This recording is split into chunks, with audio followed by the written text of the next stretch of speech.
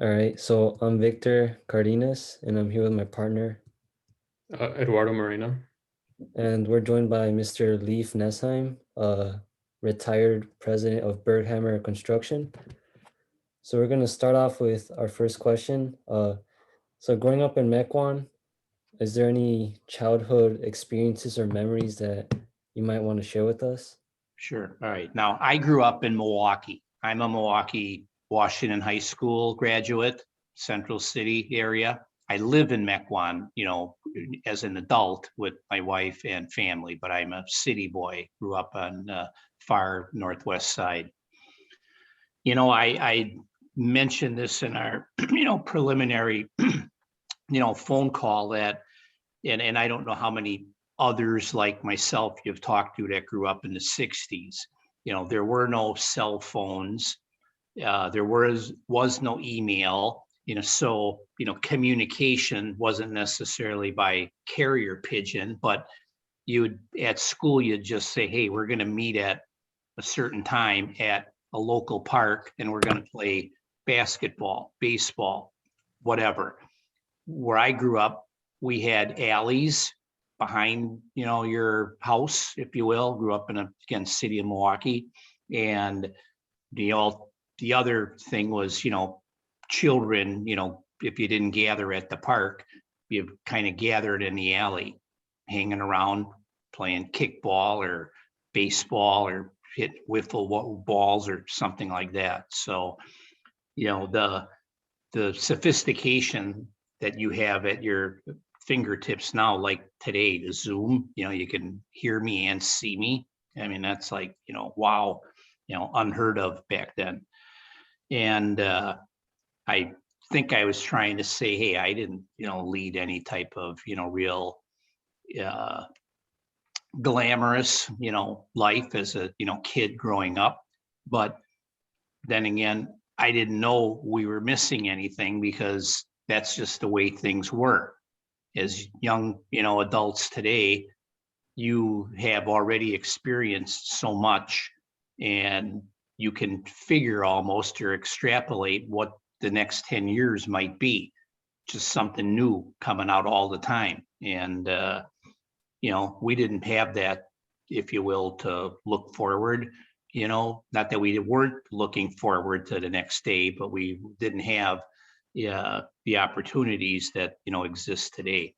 Again, getting together was in the alley or in the parks, near where you lived, neighborhood parks. And of course, school, you met a lot of people. That's where you made friends. If it wasn't in your own block or your own neighborhood, you made friends at school. All There's right, my well, oh, sorry, did you say? Yeah, no, that's Okay. Uh, so you said that you didn't have like money whenever you like wanted it, so you had to work for right. something that you Yeah, wanted. very good. Yeah, my parents were, we'll call it lower middle class. I don't even know if they describe things that way anymore, but my father was a bartender at a hotel in downtown Milwaukee, and my mother was a housekeeper at that same hotel. That's how they met. So it was a 25-story building, a, significant, property, if you will, where, a lot of people that came to town stayed. That was before the Hampton Inn, and those type of bed and breakfast places. Um, so, but we did, I wasn't want for anything because I didn't really need any more. They provided your basic necessities, but if I wanted something more, I had to go out and earn it.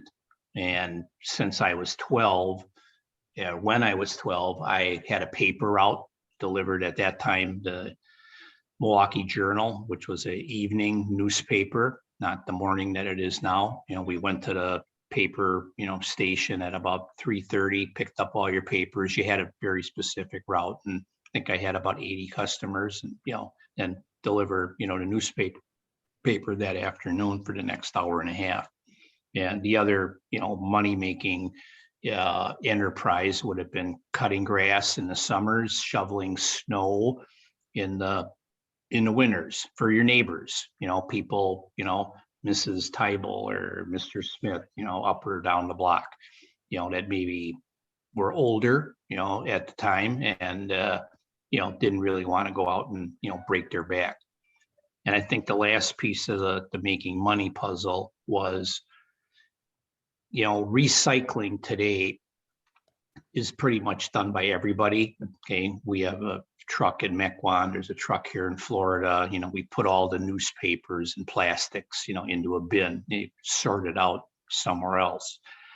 But back in the day, there were recyclers that you could deliver paper or magazines to, and they give you 25 cents a pound, we'll say. So the other thing that I did, and maybe a neighbor kid, we go door to door over a couple of block area, and we'd ask people for, this week's journal, or if they had the Sentinel then back then, or if they had any old magazines, whatever. So, we'd have a wagon, maybe two, bring it all back, store it in the garage for a month, 6 weeks until we had enough. And then, our dad or my dad or his dad, we'd load it up into a car in the trunk, and take it to the recycling place, and might make another 10 or 15 bucks, again, with the newspaper collection. And, this wasn't anything anyone was saving, you would have thrown it out in your garbage, anyways. But once you kind of did it, people would maybe save them for you. They'd know you were coming around once every couple of weeks, and they'd go, yeah, I got a stack in the garage for you, Leif. All right. So you'd grab it and, put it in your wagon and, haul it home to your garage. So that was the money making, enterprise or enterprises when you were under 16 or the age to get a job. Again, no one at that young age, even McDonald's might have been out there. I'm not suggesting it wasn't, but you didn't work at McDonald's until you were 16 or 17, if you even worked there. So I'm kind of talking, the younger years, age 12 to, 16, that'd be like 1962 to 1966. So would you say that having to work at a young age helped you out with expanding your construction company? No. But what I think work does for you at a young age is it gives you a sense of the value of money. Okay, I'm embarrassed or not to say, hey, we didn't ask our children when they were your age, to go out and get a job at a supermarket or, grocery store, whatever, hardware store. Hey, we said, spend the extra time you have studying, get good grades, we'll take care of you. Now that's me as an adult, talking to my, 14 and 16-year-old, kids. But the point I'm trying to make, and maybe we see this creeping into society, today, people that didn't grow up having a sense of the value of money because maybe it was given to them. It was like, yeah, here you go ahead, go out and get a burger, go to get a pizza, whatever. You didn't have to work for it. You may not appreciate it. And I'm not saying that that's universal. I'm just saying that I think that that's, I'm not suggesting there's problems in society, with people handing out money, but if you know if you respect the value of money and you need a job to, create, if you will, a money machine just to buy necessities. I'm not talking buying, extravagant items. I'm just saying, hey, this is what, I did at a young age to have enough spending money for stuff that your parents weren't going to get you or give you. And I'm not talking PlayStation or things like that. I'm just saying, an extra pair of shoes or a shirt or slacks or whatever it might have been, maybe a bike. Maybe your parents just didn't have money to buy a bike, right? But hey, we worked, made, money collecting papers, cutting grass, hey, and you could go and buy a bike because it wasn't something that, if you were poor, like, maybe I grew up, yeah, it wasn't something that they were going to provide. When I was 16, I bought a car the day after I was 16, and I got a job at a grocery store like 2 days after I was 16. So I moved, away from shoveling. I'm not saying I, went cold turkey shoveling snow or cutting grass, but now I was also able to get a job. 16 was like a minimum age, for employment, if you will, back then. Can't be a child labor, Uh, so, and that was encouraged by my dad, and I needed the car to get to the job. So it was a $250 car, but hey, I had enough money to, that I could afford it. And again, my dad wasn't going to buy me a car. It was like, hey, you want to take this job at the grocery store and you need a car to get there. I guess you better go out and figure out how to buy one.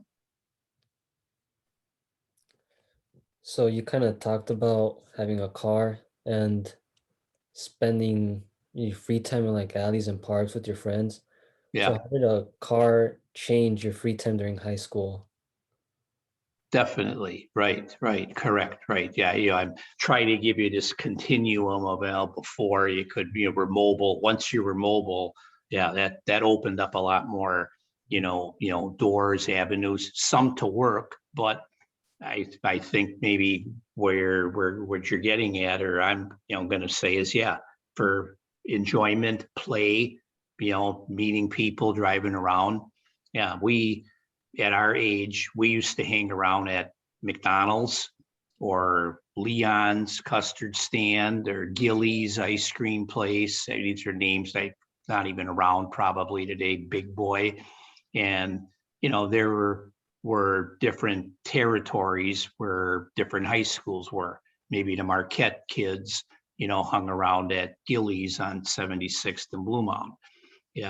Maybe the Custer High School kids hung around at a McDonald's on 35th and Billard or something like that. So if you wanted to get around and talk to people or meet them, and I don't mean anything, no malfeasance here, just driving around meeting people, girls maybe particularly. Yeah, you had wheels to do it, and I had my own wheels. Some of my friends had access to their parents' car. My parents only had one car, and my father worked evenings as the bartender I mentioned. So the car wasn't available to me, off hours, if you will. He needed it to get to work and get home. So yeah, but other children or buddies of mine where their parents may have had a more conventional 8 to 5 job. Hey, if we were going out on a Friday, maybe one of those guys would drive, the car, drive their parents' car instead of me having to, take my car. So you described kind of what you did back then as a teen. Yes. How would you compare that to what kids do nowadays? For example, like their lifestyle, movies, music, that sort of thing. Yeah, I mean, this is night and day, if that's a appropriate, phrase. I mean, we had none of that. I mean, back in my day, the radio, okay, there was radio, right? But there weren't all the channels. It was more your, kind of basic ABC, NBC, and there may have been an oldies channel. I'm not suggesting there wasn't, but yeah, the variety was just so limited, not as expanded as it is today. You can get anything you want, basically. Well, back then you had to take what was offered. That's the difference. Yeah, very limited selection. So do you think that that kind of softened our generation, or do you think it is there's just a difference between? Yeah, I'm not, loath to, say that, this generation is soft. Okay. You know, I, my generation, yours, the next one, there are people within every generation that are soft. Okay. That, are not going to work as hard, as the person next to them for whatever reason. All right. Good reasons, maybe not so good reasons, but yeah, life is much different, but human nature, I don't think is changed. My guess is that when I talk about cutting grass, shoveling snow, doing what you can, packing groceries or wherever it might be, either you're doing that or somebody that is, because they either need to or want to provide for themselves or their family just a little extra. And then maybe it's not even extra. It could be there's people in situations today that, well, this is what they have to do just to get by. And that when I was a kid, that probably didn't exist. There wasn't homelessness like, we know it today. Yeah. There may have been people less, off, but not that off, destitute. So kind of on that same subject, how do you think you adapted to like our tendencies, like technology and all that? Do you think you enjoy? Is it kind of like an annoyance sometimes when you see these people? No, I think what's annoying is how technology, how we as a society have let technology take over, too much of ourselves. And my wife, would be the first to say I might be multitasking, sitting on the couch watching something, okay, but I'm texting something or I'm reading, ESPN or CBS or Fox News or whatever, and then she would think then that I'm ignoring her. Well, I'm not ignoring her. She's right there. She's in my sphere, but I'm catching up, on things that I missed during the day. So, there's a good side to all that. But I will say as a driver, when I see people, and you can tell, you can just tell being behind somebody, if you're distracted, the car tends to drift to the right or something like that, or they slow down enough so that they think they're, pounding the keyboard and, and at a slower speed. Somewhere, car manufacturers, society, somebody, I don't want to, why does it take a shooting or a death, to transform things? But that's one thing that hasn't really kind of taken hold. You can say you can't text and drive. Well, that's like telling people they can't drink and drive, but there's not a day goes by you don't read about someone prominent or otherwise, that was arrested for, drunken driving or hit someone or worse yet, killed someone. So you can say it all you want, but until you figure out how to manage it, yeah, maybe hey, maybe the phone doesn't work, within the sphere of your car, or there's electro modes or something like that. But if you got a passenger, well, nothing wrong with the passenger, right? Texting or whatever. If you're driving, they're hanging around. So don't know what the answer is to that one yet, but someone will come up with something.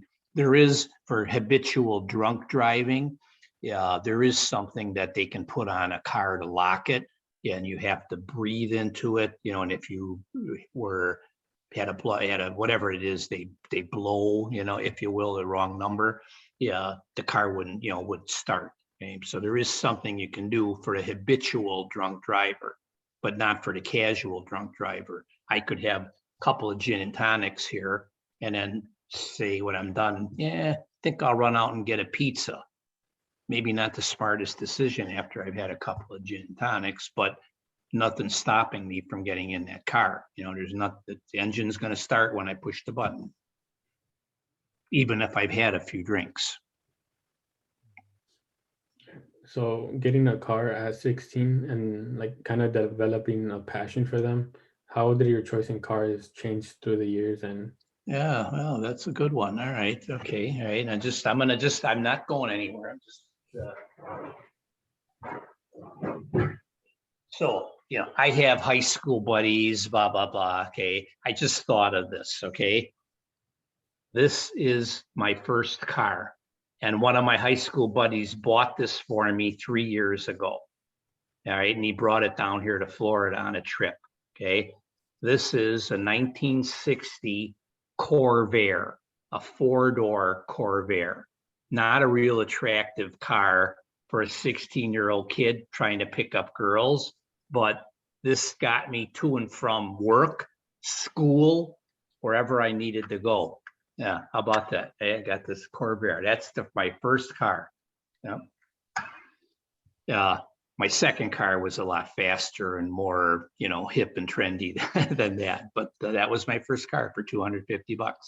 And I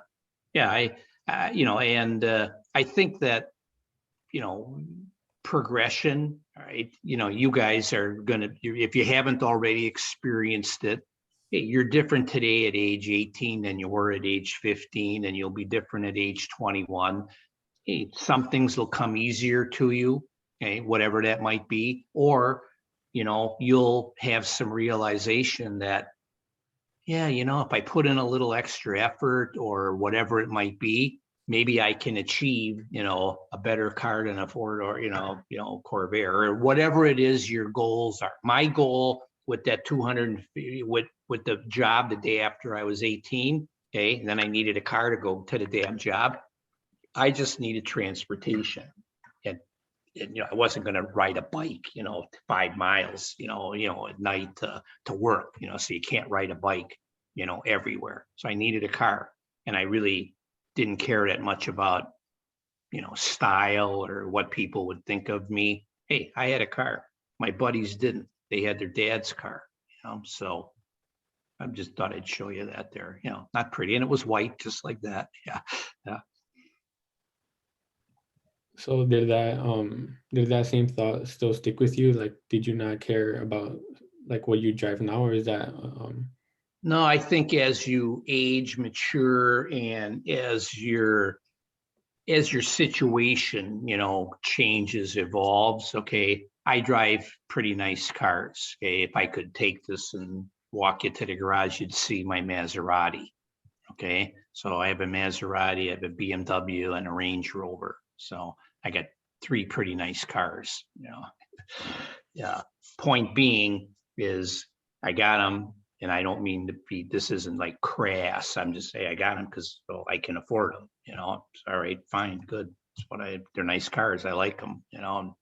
One's a 4-door sedan, one's a SUV, and the Maserati's a nice convertible. And that will happen to you, as again you progress. All right, everyone moves up the food chain. There's some old saying about young couples or when they get married and buy their first house, that it's okay if you push yourself for maybe a loan or whatever you need to buy a house a little beyond what you're not your means per se, but what you think your situation is today. Well, generally, as I've aged in the marketplace, I always got a raise. It was always a better job. I didn't have a job and then went, and took a lesser job and then a lesser one. No, you took a better job because I either knew more and people wanted to pay me more. So and again, that leads into, having the available resources, funds, to buy nicer things. That's my story.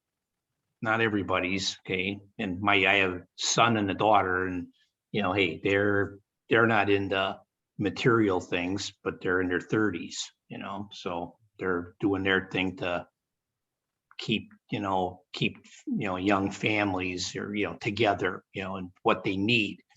They haven't reached the excess standpoint. I didn't buy a Maserati till I was 55 years old, right? So it's not like I had a Maserati at age 22.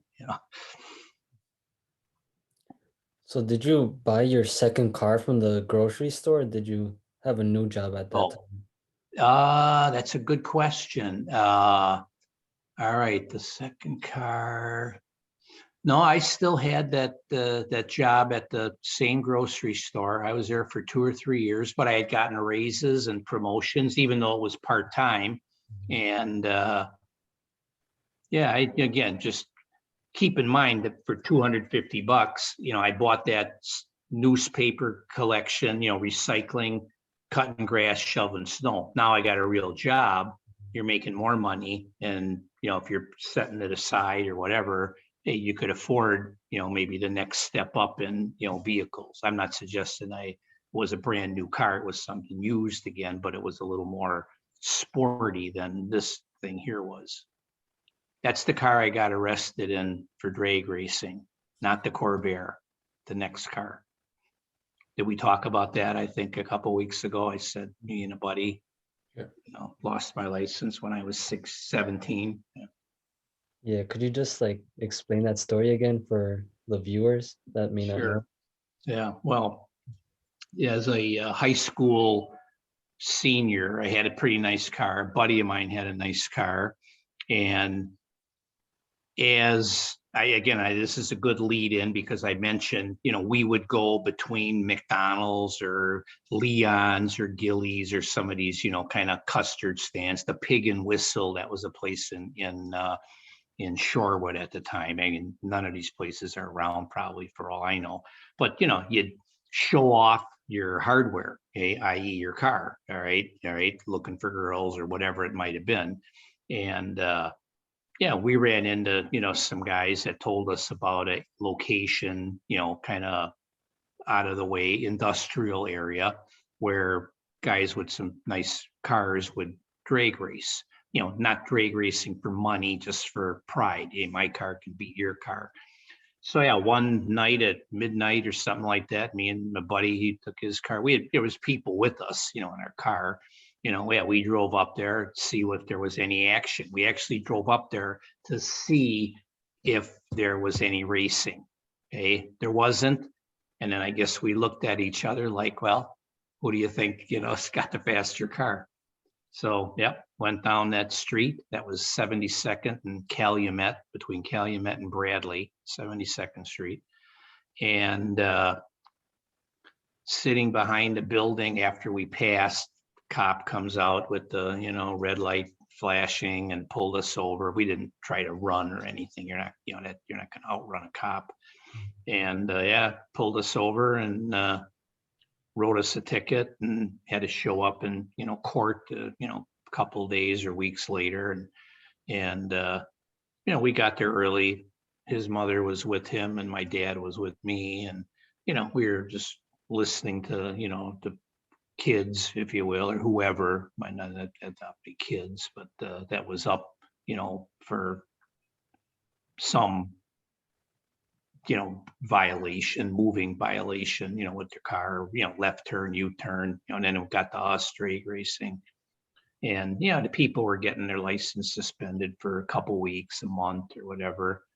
Next thing you know, the judges gavel down 6 months suspended license. I mean, nobody, for the 45 minutes to an hour that we were in court waiting our turn, got more than a couple of weeks. And here it's 6 months. You kidding me? So I was stunned. I'm pretty sure my buddy was. We didn't know what to say. But my dad, just, the level-headed guy he was, he's like, well, the young man has a job and he goes to school. Okay, I mean, just as quick as that, then the judge is like, okay, restricted for work and school. So now I got my car, but I could drive it to work. Okay. Now, if they'd catch you, going the wrong direction after work, well, that's a no-no. Okay. But I could drive it to work and I could drive it to school, Washington High School. So it worked out okay. It wasn't so bad. And for, weekends, all right. Again, you've lived in a neighborhood. I didn't, you didn't have to go more than, blocks to pick people up, that you buddied around with. So if I had a date, I'd go pick up the girl and then she'd drive. So that's kind of the way we handle that, Yep.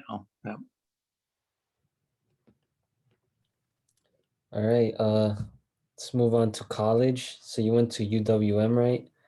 Uh, so could you just tell us your experience and maybe how the Sterling Hall bombing affected the school? Sure. Yep. That's University of Wisconsin, UW. UWM is Milwaukee. So I'm University of Wisconsin, Okay. Madison. Yeah, but yeah, just called UW.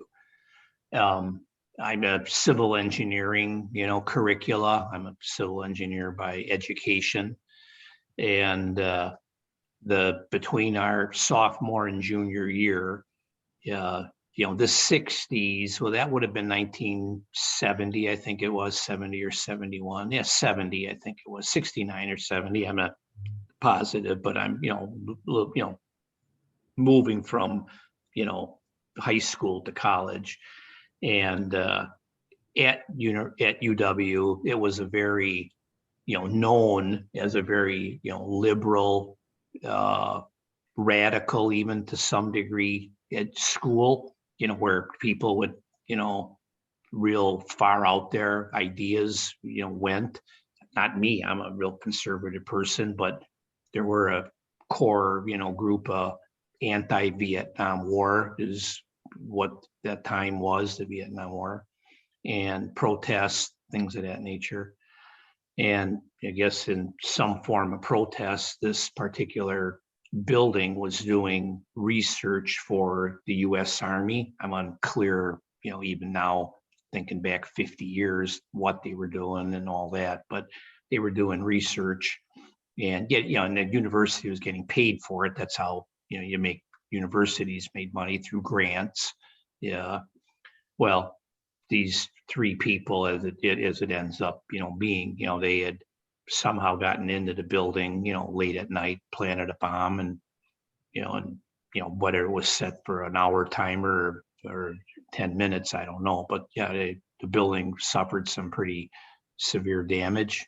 But there was a research person working in one of the laboratories that was killed in this bombing. They didn't know that. I mean, someone's been caught since, maybe 2 out of the 3 people, and whether they were contrite about it or not, I don't know. But they were like, we didn't intend to kill anybody. They just wanted to damage property. What they wanted to do. But I think soon after that, that was like way out there. It may not be out there today for somebody to throw a firebomb or to do something, heinous like that. But for somebody to plant a bomb in a building and, blow half of it to bits, that was like really radical. And I think that woke a lot of people up relative to, how to protest. This isn't what they intended. That wasn't good, yeah, if you will, from a standpoint of trying to make your point, over something, blowing up a building. And obviously someone's, lost a life. But yeah, that was that was the Vietnam War era. That's what that was about, get out of, US to get out of the war. So did you personally agree with the war, or did you also want it to Yeah, end? good. Yeah, that's a good question. I would say no, he didn't. No, I would say that, majority of young people at that stage, college, high school would have been anti-war, sympathizers. It's like, what are we doing over here? What are we fighting for? It's jungle, but there's nothing tangible here, that we're trying to fight. Of course, the government's like, well, freedom, for the Vietnamese people that were, being, held under communist, rule. Yeah, pretty hard concept to grasp when you're 19 years old. Hey, China's communist, right? Yeah, are all these people, are where there's no war going on to free them, right? They live in China and apparently they're happy, with communist rule. But back in the 60s, America thought, well, if it's not our way, it's the highway. So, you stick your nose in, and that was 60,000, young men were, killed, and over what? Over nothing, really. Mhm. In Iran, Iraq, wherever, Afghanistan, we were supposedly going after, nuclear weapons or weapons of mass destruction. There was something more tangible than you could sink your teeth into if you were, going to the Iraq, war, the Gulf War, as it were. But back here in Nam, I don't know, nothing tangible that anybody could really see. Like, why are we doing this? And guerrilla type fighting, when you're not on your turf, you're on their turf, they have the upper hand, the advantage. Versus we had to go there and battle them on their turf. Much harder to do than if we were battling them here, on Wisconsin Avenue. So you mentioned that you were drafted but never deployed. Yeah. All right. Very good. Yes. All right. So when you're 18, and I don't believe this exists today, but when you're 18, you have to register. You did back in my day, again, maybe because there was a war going on. So you had to register for, again, you just had to register as an 18-year-old adult male. All right. And you did. Okay. And then annually, yeah, because there weren't enough people raising their hands saying, hey, I volunteer. We have a lot of volunteers now in the service, but back then it was like, oh no, I'm not volunteering to go over to Vietnam, where to fight for what, So they had a draft, okay, and meaning that, just like football or basketball or, players, are drafted. They don't know where they're going, what team, but they get drafted. So here you had to register, and then there was a TV show once a year. I may not be right about the once a year thing, maybe it was even more, but where then they picked birthdays and assigned them numbers. So 365 days, and somebody reached into a bin and picks out January 25th. That's the first number drawn. Well, then that's your draft number is number 1, if that was your birthday. Okay. So the 44th pick of the draft that year was my birthday. So I was draft person number 44, birthday number 44. If you were in college, you got a deferral, they call it. All right, a college deferral, so you could finish your education. So I wasn't drafted, when I was 18 or 19 because I was going to school. But the minute you were graduated, okay, and then your number was 44. Now, maybe what I need to say is to get enough people signed up, into the service, they may have needed 150 dates. Okay, meaning 150 dates.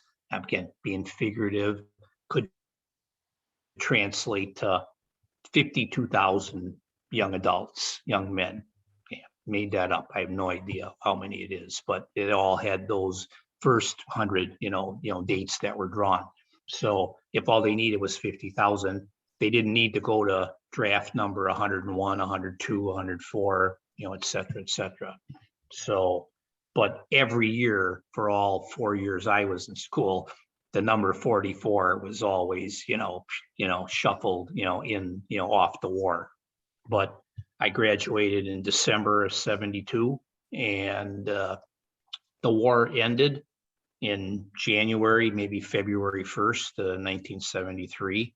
And, in that short time between graduation and the draft ending, nobody sent me a letter, knocked on my door, to say, hey, we need you, pack up.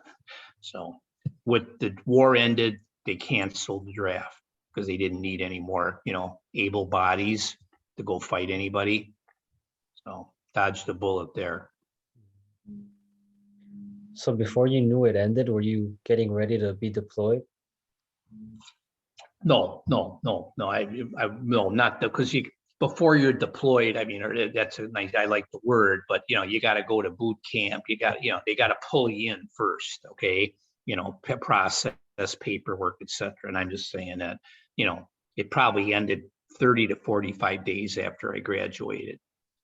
And, meaning they didn't work that fast. You know what I'm getting at? They didn't like snatch it, like the day after, however long it took, they canceled the draft and I never ended up having to, serve in the Army or service. How did being able to build and like redesign your home benefit you and your family? Well, I, as an engineer, okay, and working for a construction company, right?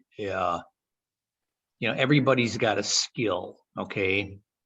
I'm gonna tell my skill isn't laying bricks, okay, or heating or plumbing, okay?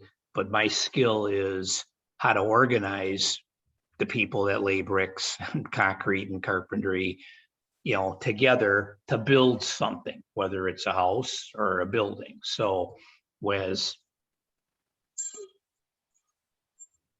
right, this is Parks. I'll just answer it and tell him I'm talking to you guys. Jim. Hey, yeah. If I could put you on FaceTime, you could see Victor and Eduardo. We're Zoom time calling right now, and I'm going to be tied up for a bit. They can hear you on the phone. Yeah. They can see you're on the phone. Ricardo, how are you doing? And I'm doing good. How are you? Hi, hello. Excellent. Well, hopefully Leif is entertaining you guys and giving you some good stories. Yeah, right. Of course. Yeah. Yep. I'll catch up with you later. It's just Bob Joe starts here and he was pretty with it, so I'll give you the lowdown. All right. I'll call you, Bye. I'll call you a little later, okay? All right, yeah. Bye. I only did that because him. I would not, not answered the phone here. It's been beeping a number of times, text or something, but I thought you'd get a kick out of that. Jim is in Phoenix, Arizona for a conference, peer group of 7 other contractors, a group that we belong to that we share, information between each other, best practices. All right. So the question was, oh yeah, all right. So, in the construction industry, I was coming up the pipeline. I was a project engineer and a project manager, and and as an engineer, I know stuff about concrete and steel and wood and all that. So, the skill I have or the talent is I didn't need to hire a third-party contractor to build something for me, a house in this instance. I built it myself, but I don't necessarily mean with a hammer and nails and, shovels. I mean, I subcontracted it to a variety of skilled individuals that, knew electrical, knew this, knew that. And then I did do concrete work on the first house. Yeah, I poured the footings and the foundation walls because that was something that, I had familiarity with from the job I did. So getting back to that, I've had a work ethic since I was 12 years old. So I might have been 25 or something or 26 when I built this house, but, I was still close enough, involved with, well, if I do this work, I'm going to save 10 grand, not 10, no one's going to give me 10 grand, but I'm not going to have to pay an extra 10 if I can do this work myself. So I did some of the work myself and then hired, for people that had a skill, for the work that I couldn't do. Did that make the experience better of like when you enter that home and like? Yes.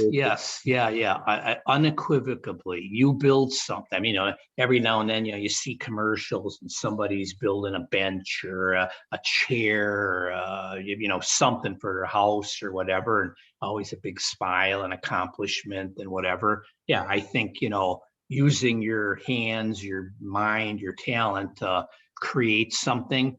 Yeah. This does that. I could also tell you that I know where every flaw is, okay? And people that would visit wouldn't even, they wouldn't know. I would, I could see something like, it's, misaligned, or it's not that, but it's not the kind of thing that, was, like, 45 degrees, misaligned. It's, 1 degree misaligned. Yeah. So I know where, the bodies are buried that aren't perfect, but not your normal person, wouldn't even know that. So there's that side of the experience, knowing that, yeah, it's not perfect here.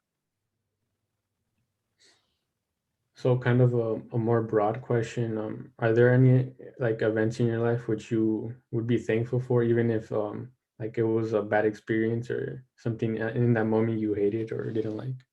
Yeah, I agree. I'm probably at a loss to kind of think of something. I probably, maybe as we continue, I will, but I whether it's sports, I think sports is a good thing. Shooting a basketball or hitting a baseball, or I'm a golfer. Okay, sometimes you can have a bad shot, but it's a successful one with poor form. Okay, meaning form wasn't right, and the ball bounced 5 times, around the rim before it went in, but it went in. Okay, or a putt, that maybe was a little shaky. It still went. It dropped for par. But adversity is, I think, this is where I would take it. Adversity is where you learn. When something doesn't go right, how do you handle that? Okay, do you hang in there? Do you throw a hissy fit? Or do you try to, just, double down within yourself as the, all right, I got to take a deep breath. I got to do this, whatever, free myself of any negativity, and overcome it. So I believe you learn more from adversity, mistakes, if you will, because you can get lucky and do something right, and it was good and you made money or whatever, but it's like it was luck. You didn't learn. You learn more, in my opinion, from your mistakes than you sometimes do from just everything being, just so good.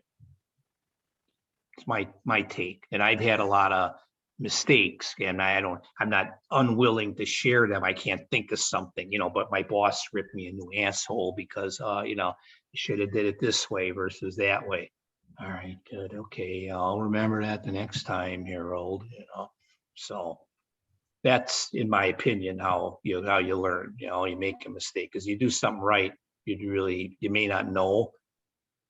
Does that make any sense? I mean, you must have had luck yourself that, was like, yeah, I don't even know how I got that, or how that happened. Okay, but you thought you did something right. You worked hard, but it didn't go right. But then the next time you were kind of in that same situation, you're like, yeah, I remember now. I should have, did this instead of did that, and you correct it. That to me is the ultimate, ability to learn from your mistakes. So when kind of managing these groups and people, did you kind of take the information, or did you decide, I kind of want to start fresh and see how it goes without kind of using that past information? Yeah, no, I'm a collector, okay, and I believe that my whole career is based on listening and collecting information from others. And by that, I mean, I'm not an electrician, but I could probably tell you a whole lot about how to wire something from, the service panel to the lighting to, equipment, et cetera, but I'm not an electrician. But I've listened to electricians tell me, this is how we're going to do it. We're coming overhead, we're going underground, we're putting this here, we're going to distribute, blah, blah, blah. Hey, and I'm like, yeah, good. Rather than just, yeah, okay, just do it. No, I like to know. I take the time to try to understand what I'm buying, I guess, if I could use that phrase, if I'm the end purchaser or top of the pyramid, the general contractor. Yeah, I want to know how you're going to do it. Now, in some areas, you may just say, I don't know if I need to know all that. Hey, you got it, go ahead and do it. But you can learn a lot collecting knowledge from other people. Not enough that you could do it yourself. I'm not suggesting that, but you could learn a lot collecting knowledge from other people. So kind of to that same thing, like having like friends and clients and being close with them in your job and other businesses, did that like excel your success and career? Sorry, just okay, rephrase that. Okay, I just want to be sure I understood that. Yeah, you You mentioned spoke English. It wasn't that, it didn't come out, Swahili or to me or anything, but I just want to make sure I get what the gist of the question is. so how did having friends or being close with clients Yeah. and like other businesses help excel your career? Oh, sure. All right. Very good. All right. Well, in business, somewhere you have to acquire business. Business isn't always just show up on your doorstep and like it's handed to you. Oh, here you go. I want you to do this job, $10 million job, whatever it might be. No, you got to be out there. Sometimes you got to be in the right place at the right time.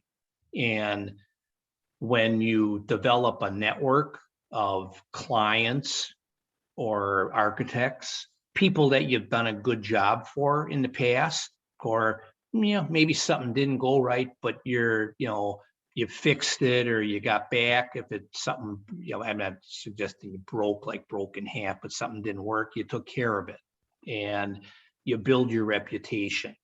And that's then how you leverage your good reputation to get in the door for new business, the next job opportunity, through a circle of relationships. And it doesn't have to be, I'm not talking relatives. This again would be past clients. Every job's got an architect or an engineer. Okay. If we dissed the architect, along the route of a 9-10 month job, you think this guy is going to even think about referring us or recommending us to the next client? You got to work with people. You got to listen. You got to understand what their point of view is and what's important to them. And you have to give a little. Okay. Not everything is, take. All right. You have to give a little. And you got to know when to give on something, and you got to know when to help someone too, because what we do building things, Tinker Toys, okay, it's not perfect. Okay, something could be misaligned or out of square, or out of level, and making sure it's right at the end of the day is more important than, that's good enough. No, if the client thinks it ain't good enough, then it's not good enough. Then you got to fix it, whatever it means. But some people might cite, well, that's within the specs. Well, maybe it is, but it's not right. It's crooked, So you fight the wrong battles, you probably lose the war. I'm a guy, Jim, my partner, we're guys that know when to lose a battle, okay, because we want to win the war. Could you kind of go, you mentioned in our pre-interview, but can you kind of go in depth here of your experience with kind of crossing paths with Jim and then to him like being a 10% owner? Or Right, sure, yeah. So Jim Parks, the now president of Berghammer, he came on board in around 1999. I started the business in 87, so that's about 12 years after I got started. And in our business, the good side of construction is negotiated type work, not hard bid, where we submit a bid to City Hall and, 20 other people do, and we're 10 cents, less, or maybe we made a mistake. So we try to sell a service of, again, the building process with the right people and the right people's involvement, myself included, is what I did. And Jim worked for a competitor of ours, and more often than not, in the interview stage, they might have interviewed 3 contractors. And, it wasn't just me alone. I might have had a superintendent with me or a project manager. And same with Jim, it wasn't him all alone. But more often than not, over the course of a year or a couple, okay, I'd be coming, he'd be going.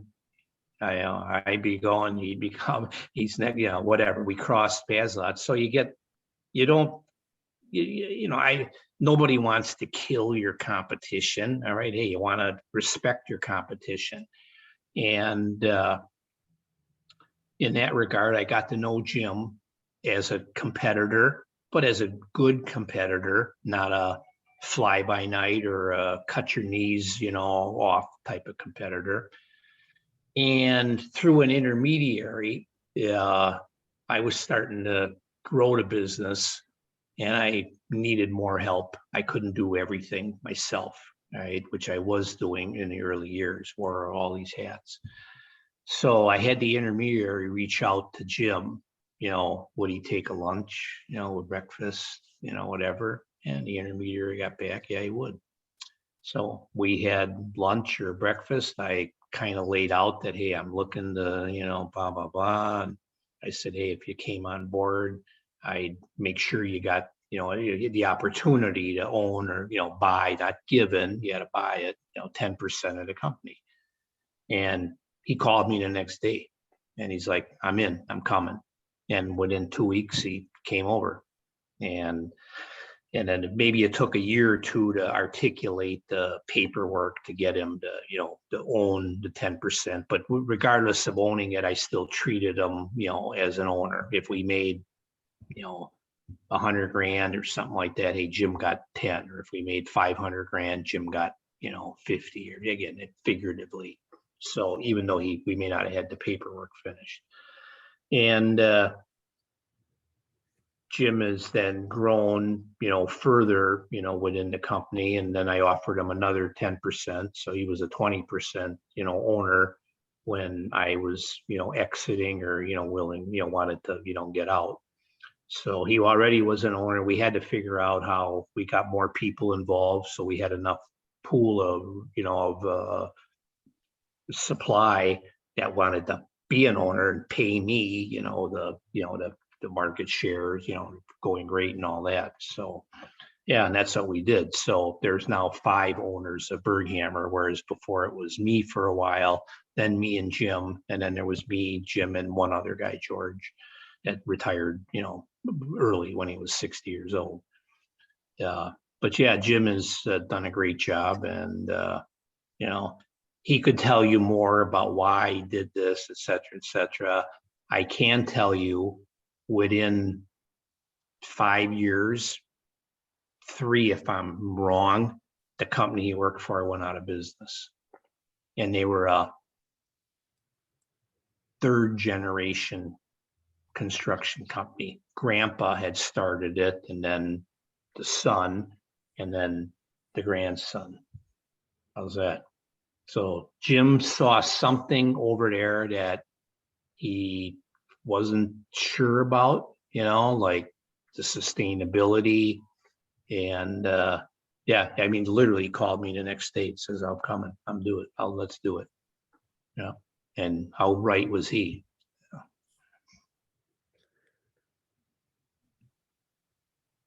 So would you say it was kind of awkward at first reaching out to a competitor, or was just Yeah. That's why I went through an intermediary, kind of take the edge off a little bit, and Jim remembers the conversation much more vividly than I do. And I've heard him tell it. Okay. And I guess I said something to him when we had breakfast that day, I don't suppose a guy like you would, ever consider coming to work for a guy like me, or something to that effect. Okay. That was kind of how the opener was, for coffee or waffles or whatever we had. Yeah. And that within a day he said, yeah, let's do it. Worked out good for him. I'm happy. He helped grow the business. He's a smart guy. He's a lawyer and an engineer. He's a civil engineer from Marquette, like I am from Wisconsin, but then he has a law degree from UW-Madison also. We don't, he doesn't use his law degree as a, a building contractor, other than, he's a smart guy. He can read, papers, contracts, and all that good stuff. But Jim is a business development guy. He's the guy that can walk into a room and meet people, make them at ease, and hopefully in the world of clients or prospects, get us an opportunity to come and meet with them and give them a price, for their job. So do you have any other degrees other than civil engineering? That's it. No, I'm a PE, professional engineer. After you get an engineering degree, there's more licenses you could get. And, when I first graduated, I thought it would be prestigious to, be a PE. So I took the test and passed. But the PE is more for designing buildings or structures than it is for managing construction, like we do. So, but, I always was proud of that. Yeah. Again, it fits into my mantra, of more effort, extra effort, to go the extra mile to get something. And I may have had a job at that time that if you did get your PE license, you got an extra $1,000. So I'm not saying that was the driving force, but I'm just saying, yeah, that was out there. If you got your PE, you could make a few more bucks. But I did it more because I thought it was, prestigious. It's like being an accountant. Well, if you're a CPA, certified professional accountant, that's better than just being an accountant. So people that are CPAs, they'll tell you they're a CPA. Somebody that's just an accountant won't tell you that they're a CPA if they're not, because they didn't pass, the exam. It's like being a lawyer. The only way you can be a lawyer is to pass the bar exam. You can have a law degree, but you can't practice law unless you pass the bar exam.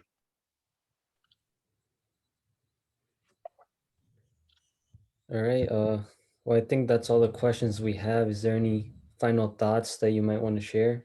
Hey, I for those listening or that will, Eduardo and Victor here put a lot of time in on this, because we had a 2-hour phone call a month ago or a few weeks ago, and now an hour and a half now. I give you guys a lot of credit for the effort you're putting forth. You're not just, broad brushing this and okay, next, move on, new Zoom call. Well, you guys have done a good job.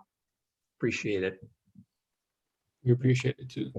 Yep. All right. Well, good luck to the result of all this. Okay. Let me know what all happens. Let me know if you get an A+. All right. Okay. I think you probably, well, I guess I just exit and we're gone here. So I'll be back in May 25th, and maybe this summer I'll figure out with Parksy and we'll come and, buy you guys a smoothie or something. All right. Okay. All right. All right. We'll see ya. Yep. Take care. You Bye. too.